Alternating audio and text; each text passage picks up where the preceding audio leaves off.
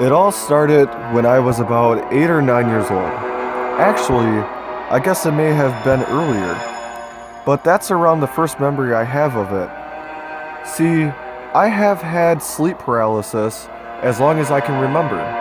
Although it is rare now that I am an adult, most people that I have told about these have assumed I'm just scared of the dark or have bad nightmares.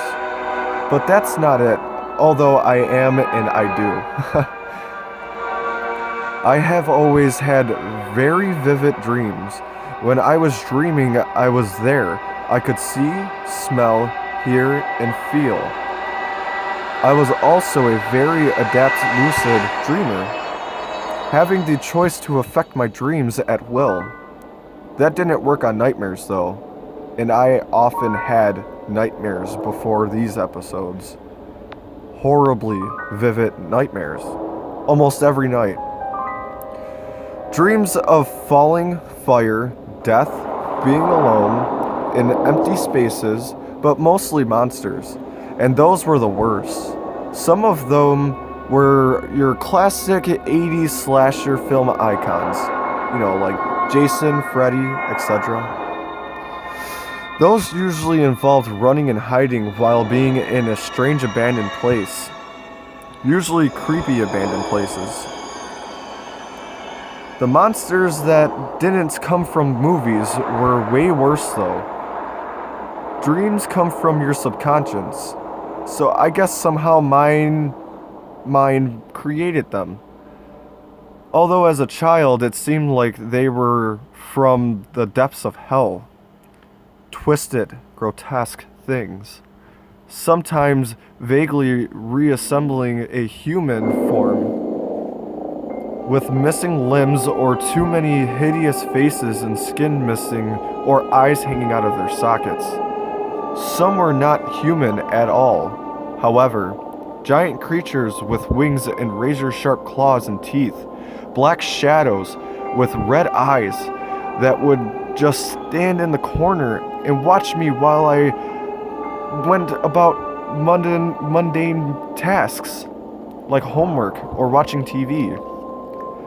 Sometimes I would wake up before they got me. Not always. People say you're not supposed to die in dreams, but I have many times. I have fallen and hit the ground. I've burnt up in fire, been stabbed and sliced. I've even had a dream where I was at a funeral that turned out to be mine. I didn't go back to sleep that night.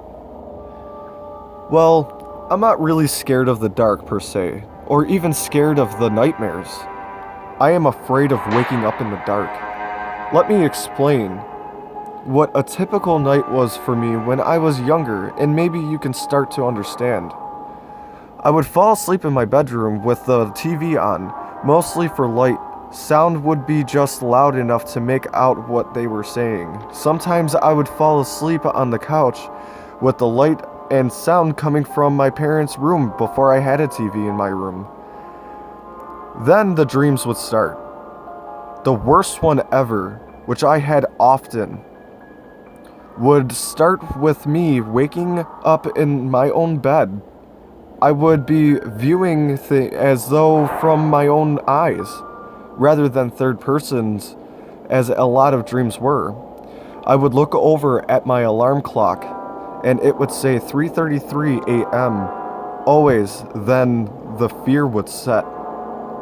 I knew what was coming, but powerless to prevent it. I would slowly place my feet on the floor and start up while stretching and yawning. I'd start to head for the bathroom, and I would trip on something. I crashed on the floor, hitting my nightstand, causing my alarm clock to fall on my head and bounce to the floor. So I'm lying there, cursing myself and looking under my bed.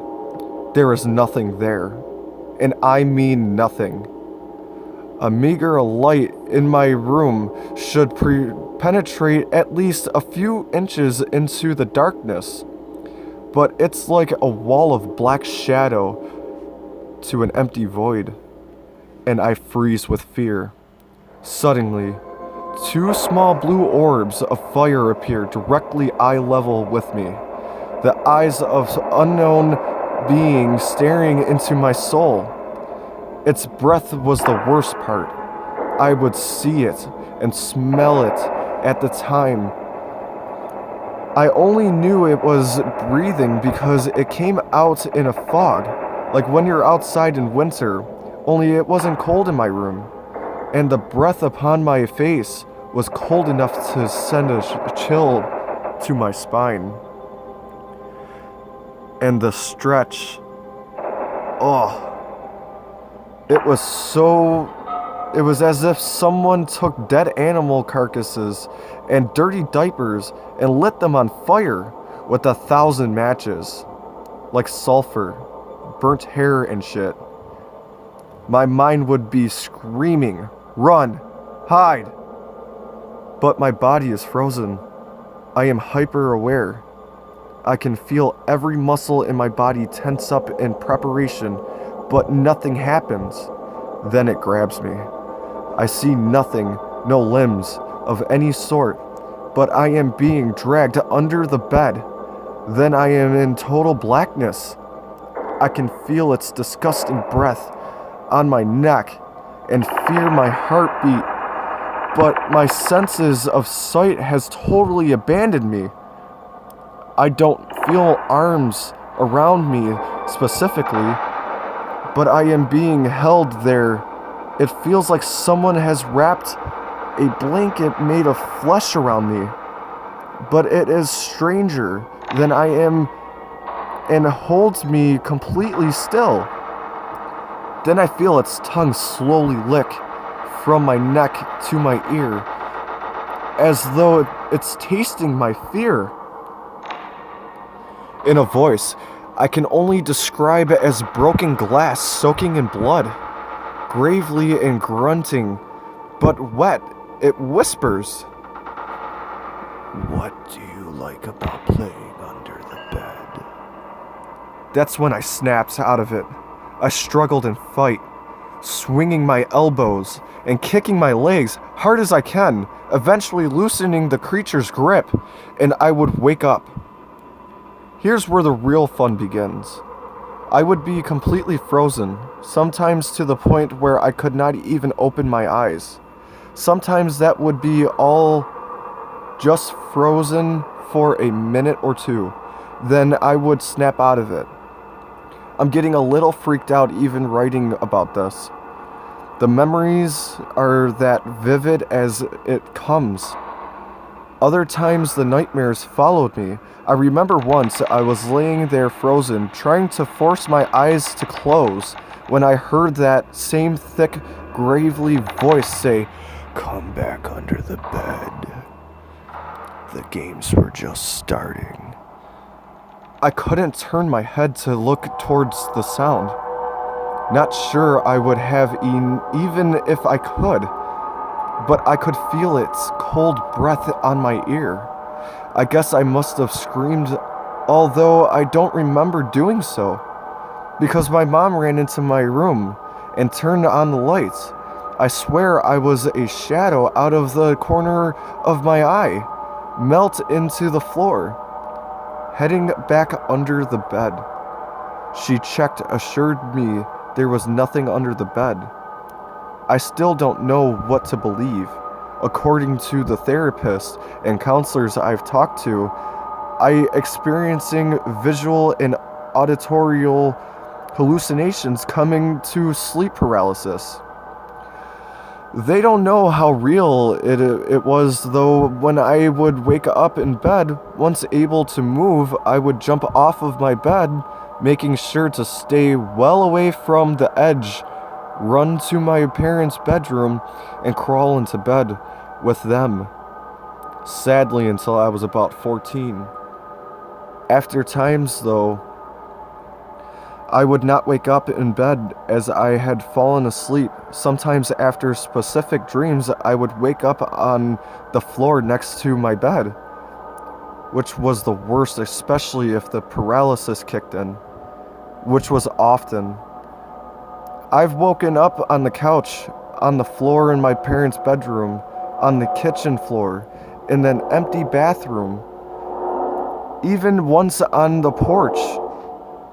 On these occasions, I would sometimes find scratches and cuts on my body, often small, although once I had a 6-inch gouge across my rib cage. The therapist said this was due to sleepwalking and running into things. My grandmother had a very different view of things. I loved my grandmother. She definitely wasn't your regular sweet old lady. My grandmother had a deep appreciation for the occult.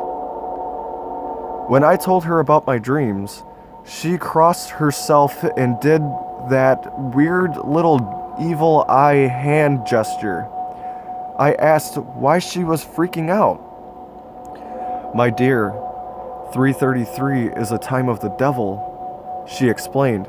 3 is a number of Satan. 3 a.m. is a witching hour, dear.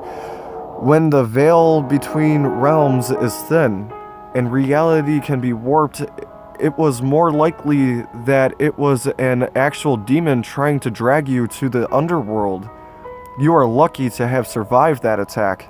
She also told me that I wouldn't sleepwalk, as the therapist suggested, but actually in another, I guess you'd say, alternate plane or dimension, or even the underworld. We always thought she was a little crazy. Now I'm not so sure. I wish she was still alive to help my family. Recently, my 7-year-old son has been waking up in the middle of the night, screaming about the monster with blue fire eyes. I was holding him after one recent episode, telling him it was a dream and he will be okay. He kept repeating the word no. When I got him to calm down a little, I asked why he was saying no. He said he doesn't want to play under the bed.